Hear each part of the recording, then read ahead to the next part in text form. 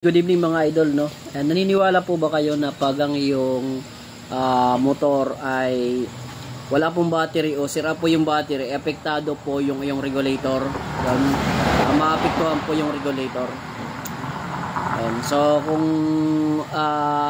tawag na ito, kung agree kayo sa sinabi ko na maapektuhan siya, comment down below ako mga idol. So ipapaliwanag ko lang po, depende rin po kayo sa brand ng regulator, sa setup ng regulator, sa gumagamit sa regulator. Actually ito ay tanong po sa atin ito ng isang idol natin na nag-comment. So gusto ko lang po sagutin yon at saka hindi ko na po siya i-mention na yan.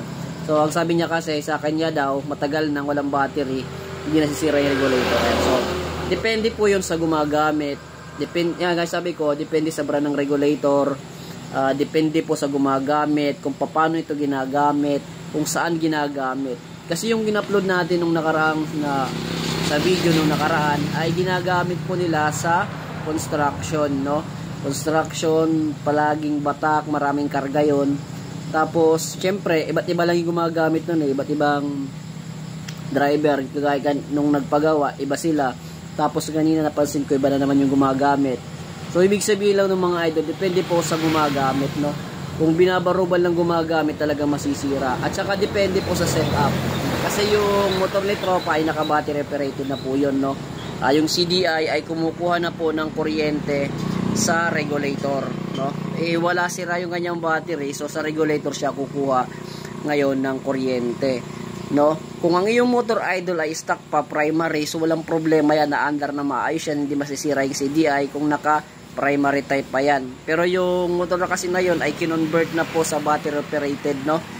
4-pin na po yung kanyang CDI at need niya po ng accessories wire o need niya po ng kuryente galing battery o galing ng stator coil o air coil ng regulator. Yon mga idol. So yun po yung paliwanag ko doon na depende na lang po yun, kaya ng sinasabi ko, depende po sa brand ng regulator, depende po sa gumagamit, depende po sa sitwasyon, depende po sa tagal, no? Depende kung mga barubal yung gumagamit, ganun mga idol, no? So kung agree po kayo dun sa sinabi ko na nagkakaproblema talaga, katagalan yung regulator pag walang battery, ay comment down below ko mga idol.